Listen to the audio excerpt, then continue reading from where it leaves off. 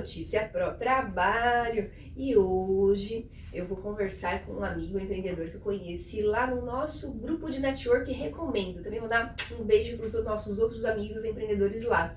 O Gilberto Olavatino, eu falei para ele que esse sobrenome a dislexia até fala. Ele chamou muita atenção lá no grupo porque ele tem uma contabilidade de alma. Contabilidade de alma, Regina. Isso também me chamou a atenção e esse contador e professor logo vai nos explicar. Deixa eu dar um bom dia para o Gilberto.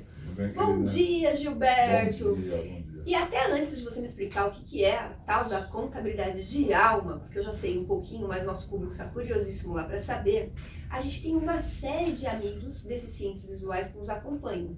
Então a gente sempre abre o programa se apresentando, fazendo uma autodescrição. Eu vou fazer a minha, você se imita e faz a sua? Com certeza. Sempre a gente se inscreve primeiro a parte física e depois como é que a gente está vestido, tá bom? Bacana. Pra quem não me conhece, eu sou Regina Ramalho, sou loura de olhos verdes, uso os cabelos aqui na altura dos ombros. No programa de hoje eu visto um casaco marrom com os botões em cobre, uma camisa azul com as estampas de flores branca e uma calça jeans azul escura. Essa é a minha autodescrição de imagem dessa manhã. Como é que você se descreve para o público? Bacana. Bom, eu sou Gilberto, eu tenho 2 metros de altura, cabelo curto, olhos azuis, uso óculos, cavanhaque meio grisalho, né, sinal da idade. E hoje eu estou vestindo um terno aqui preto com riscas de giz, um colete cinza e uma camisa também de tom cinzas. Essa é a minha descrição de hoje. E aí, Gilberto, o que fez você empreendedor, né? Me chamou a atenção, né? Antes de você explicar a contabilidade de algo, mas eu acredito que tenha relação com isso. Você, empreendedor, teve até uma visão. A contabilidade inteira está migrando para essa parte tecnológica, startups, tudo atendimento online, e você criou uma outra empresa para este tipo de público. Mas você falou, não, mas eu vou manter a minha física e vou fazer uma contabilidade de alma. O que te levou a criar essa contabilidade? O que significa a contabilidade de alma? É muito interessante, Regina, que realmente todo mundo está migrando ou tentando migrar para essa parte tecnológica. E faz sentido, porque a contabilidade, se você analisar ela somente como algo analítico, ela pode se tornar, sim, uma coisa virtual, né? Mas se você começar a entender a contabilidade do jeito que eu a entendo, que foi justamente onde surgiu essa coisa da contabilidade de resultado e alma, eu entendo que a alma do negócio não é o negócio em si. A alma do negócio são as pessoas que conduzem esse negócio. Então, existe a alma do proprietário, do empreendedor, a alma do funcionário que trabalha, a alma de todos aqueles cidadãos e pessoas de todas as empresas e outros negócios que estão diretamente ou indiretamente relacionados a este. Incluindo o cliente. Incluindo o cliente. E eu achei engraçado também que logo que nós começávamos o programa, ele já chegou e falou assim, inclusive, Regina, parte da contabilidade de alma é destruir o sonho do empreendedor. Aí eu falei, o quê? Eu entendi, vamos ver ele explicar agora para vocês. Hoje, com essa história de epidemias, de planos de PDV, de demissões voluntárias, tem uma série de empreendedores saindo com um pacote de dinheiro que eles nunca viram na vida. E eles falam, agora eu sou empreendedor. Agora eu sou empreendedor. Como é que você faz quando você esbarra num sujeito desse, Gilberto? Chega a ser triste, né? Porque assim, descrevendo mais ou menos o perfil dessa pessoa, ela trabalhou 30 anos na mesma empresa, que é uma cultura, né? Que as pessoas... Funcionário de carreira. Isso era o sonho de todo mundo, né? Eu quero ser funcionário de carreira. Então, fazia lá no Senai uma formação. Eu vou usar essa só como exemplo, porque pode ser de qualquer área do conhecimento, mas a pessoa se formou lá em ferramenteiro ou torneiro mecânico. Aí ele passa uma vida inteira produzindo, chegando às 7 horas, saindo para o almoço às 11h35, voltando às 12h35, saindo às 17h45. Percebe que a coisa é tudo muito robotizada na vida dessa pessoa? E aí, muito bem, depois desses 30 anos, a empresa começa a ter problemas e fala assim, olha, a partir de agora, então, vocês podem entrar nesse programa de demissão voluntária. E para isso eu vou te pagar, além de todos os seus direitos, mais 10 vezes o seu salário, vou pagar o seu convênio médico por mais 12 meses, e daí para frente você então toca a sua vida. Aí essa pessoa, como você bem disse, recebe um pacote de dinheiro. Um dinheiro que ela nunca viu na vida. Né? E aí baixa o santo empreendedor nela. Né? Ela é incorporada por uma entidade que ele passa a denominar de empreendedor. E aí vai no meu escritório e fala assim, Gilberto, eu quero montar o meu primeiro negócio. Vou usar apenas como exemplo uma loja de doces. A primeira pergunta que eu faço para a pessoa não é o que ela conhece de doce, mas quem é você? Né? E as pessoas costumam dizer que ela é aquilo que ela pensa naquele instante. Eu insisto, mas quem é você com a tua história? E aí eu dou atenção a essa história e começo a desenhar o perfil desta pessoa. E aí a pessoa me conta justamente tudo isso que eu falei, que ela entrava naquele horário, saía naquele horário. E uma questão muito relevante é que todo dia 20 e todo quinto dia útil o salário estava na conta dela. Fazendo sol, fazendo chuva, enfim, acontecendo qualquer eventualidade, o salário estava lá na conta dela. Porque a responsabilidade era do empreendedor que a empregou. Exatamente. E aí, muito bem, aí ele começa então a dizer para mim que aí não, mas como eu sempre consumia doce, olha só, na loja próxima do lugar onde eu almoçava, eu via que aquilo era um bom negócio. E pensei, então por que não montar uma loja de doce? Aí começa a parte triste da coisa, que é você destruir o sonho dessa pessoa. Né? E eu costumo dizer que depois que eu explico exatamente o que pode acontecer com a empresa, com toda sinceridade, tá? Eu não escondo absolutamente nada desse possível empreendedor. Porque tem outros contabilistas que lá pensando em receber uma mensalidade mínima de uns R$300 que você falou. Isso E uns 1.000 e pouco de abertura de uma empresa. Fazem qualquer negócio. Esquecendo, né, que esse cara... Que esse cara vai continuar vivendo, que ele precisa sustentar uma família, que ele tem uma história, enfim. E vai queimar ele lá na frente também. Exatamente. Ele ganha um cliente naquele instante que vai perder esse e mais tantos outros que viriam a ser clientes por conta disso. Por conta disso. Mas eu prefiro, por exemplo, cuidar do imposto de renda desse camarada todo ano e ganhar alguma coisinha, porque ele vai confiar de verdade em mim, do que ganhar um dinheiro que não vai ser legal, não vai ser bênção na sua vida, né? Exatamente. E aí, muito bem, eu começo a destruir o sonho dele. E eu digo para ele, olha, o teu sonho pode virar um grande pesadelo se você não ouvir atentamente o que eu tenho a te dizer. Né? E ainda assim, se ele quiser empreender, ótimo, vai em frente. Mas ele vai estar sabendo em que terreno que ele vai estar pisando. Ele já não está mais num voo de olhos vendados. Você já preparou ele, você já tornou ele, tirou ele do mito do empreendedor, já trouxe ele para a realidade. Para a realidade. E muitas vezes, Regina, o camarada ele chega lá no meu escritório para abrir uma loja de doce e sai de lá abrindo uma borracharia. Porque a gente percebe que, na verdade, o que tem na veia dele não é o doce, porque o doce ele gosta de comer, né? Mas não é o que ele gosta de fazer. O cara foi torneiro mecânico a vida inteira, ele gosta de mexer com máquina, ele gosta de coisas mais lógicas, ele não serve para ficar atrás de um balcão esperando a pessoa vir comprar um drops, ou drops, olha, desenterrei essa coisa do drops, né? Que vem falar de bolo, enfim, bolo, doce, né? Um chiclete, alguma coisa assim. Ele não então serve a contabilidade de alma, ela tem que entender o que está indo na alma do cara quando ele decide empreender. E se ele já está empreendendo, Gilberto? E se ele já fez a meleca lá, já está vindo da mão de um outro contador para você, ou estava na economia informal? Então, torrou já metade até do recurso que ele recebeu do PDV dele na economia informal. Então, chega a ser até mais crítico que isso. Ele chega até a torrar muito mais do que ele podia, usa o limite do banco, usa um monte de coisa. E aí, no bom e velho estilo socrático, né, que propõe muito mais questionamento do que respostas, né? Então, eu me proponho a escutar esse cliente, entender não só o que levou a empresa dele chegar onde chegou, mas o que levou ele a chegar onde chegou. Né? Porque antes da empresa quebrar, vamos usar esse termo só para facilitar, há uma história. Há uma história de quando ele iniciou, por que ele iniciou, ou muitas vezes porque ele deu continuidade, porque muitas vezes O pai dele começou aquele negócio que não era a praia dele, não era o sonho dele. Ele continuou, aí chegou no ponto em que está, naquele momento que estamos vivendo, e aí eu vou entender tudo isso. A partir do momento que entendo tudo isso, eu tenho condições de auxiliar alguns possíveis caminhos. Claro que seria muita pretensão minha dizer que eu posso indicar o caminho da salvação para ele. Tem muitas empresas que a salvação é melhor fechar e preservar aquilo que ainda restou do que insistir naquele negócio.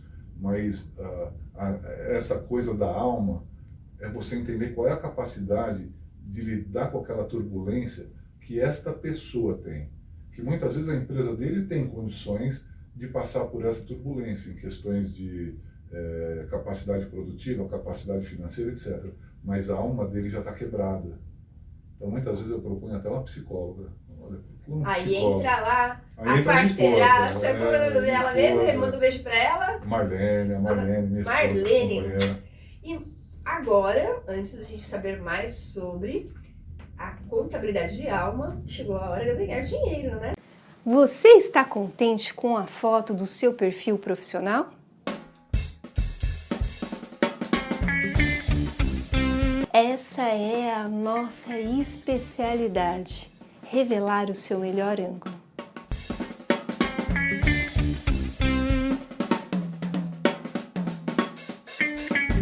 De volta aqui à redação da notícia com o Gilberto, falando sobre contabilidade de alma. Vocês já entenderam um pouquinho dessa parte técnica e risco para empreendedorismo, mas vamos mergulhar um pouco na história do Gilberto? Porque o Gilberto não começou assim do nada, não. Você começou lá atrás, antes de ser contador. Conta pra gente um pouco da sua primeira... Você falou que todo empreendedor de sucesso quebra em algum momento? Quebra, mas não é preciso quebrar. E é isso que a contabilidade de alma vai ajudar. Exatamente. Porque aí pessoas como eu mesmo, como tantas outras que já passaram por isso, hoje tem uma proposta de trabalho que é não permitir que o novo empreendedor chegue a esse ponto. Gostei! Isso eu não tinha ouvido ainda. Não é?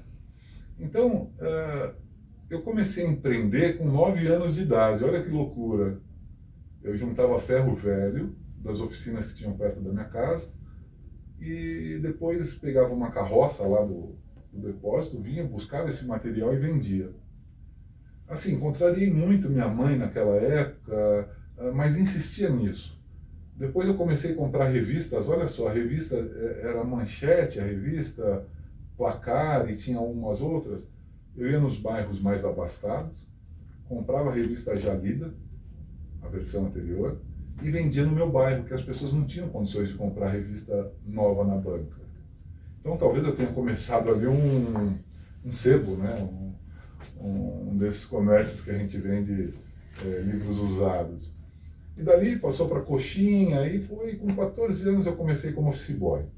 E aí fui construindo a minha trajetória, até que no ano 2000 eu conheci um contador, uma pessoa maravilhosa, contador e advogado, e formamos então uma sociedade. Só que naquela época eu era formado em administração de empresas e não tinha a menor pretensão de estudar contabilidade. Então na nossa sociedade eu cuidava da área comercial, eu cuidava da parceria com os clientes. E por conta da minha ociosidade, olha só, o escritório cresceu de tal forma que eu acabei ficando ocioso. Eu comecei a vender tapete. Então eu comprava tapete de uma fábrica e revendia esse tapete. No decorrer aí de um ano e meio, eu passei a ser o principal cliente desta fábrica. E este fabricante, por sua vez, ele começou a fabricar grama sintética. Até estou me alongando um pouco para a gente chegar num ponto onde eu aprendi muito da minha história. Ele começou a fabricar grama sintética e me chamou para uma reunião. Falou: Gilberto, eu quero te vender essa fábrica. Aí eu com 30 anos de idade, né, falei: olha, é a minha chance. Juntando todo o meu conhecimento da área comercial, agora eu vou ficar milionário, vou empreender. Né? E aí eu pegava então todo o dinheiro que eu ganhava da contabilidade e investia lá. Então ele parcelou, enfim, foi um negócio tipo de pai para filho, né? Só que eu não tinha o menor know-how De do empreendedorismo. negócio. Aí, muito bem. Aí, eu me desliguei praticamente da área comercial, que era o que estava na minha veia, e fui conhecer como se comprava matéria-prima, como se conduzia uma produção, como se fazia logística. Enfim, eu fui reaprender ou aprender como era o fluxo industrial. E para quem não é desse segmento, é terrível. É terrível, porque é assim, existe sazonalidade durante o ano, e se você parar a produção, quando o mercado volta, você não tem produto para entregar. Então você tem que controlar capital de giro, você tem que controlar uma série de coisas, de recursos e propriamente o recurso pessoal, porque a folha de pagamento é altíssima numa empresa que tem aí 150 empregados. E eu fui aprender isso, então doeu muito, sabe? Foi um aprendizado dolorido, né? A minha alma ficou bem apagadinha nessa época, né? Porque embora a empresa estivesse indo de vento em popa, eu estava tendo que aprender muita coisa, então não tinha tempo para realmente empreender nessa empresa. E viver, né? E viver, exatamente. Porque daí a empresa, você vira empregado da empresa, da sua empresa. Uhum. E o empregado mais escravo da sua empresa. Exatamente. E aí tudo aquilo que você aprendeu e que você ensina, inclusive, vai se apagando, né? Gradativamente. E aí o destino, para nos ajudar um pouco mais, trouxe uma doença para o meu sócio.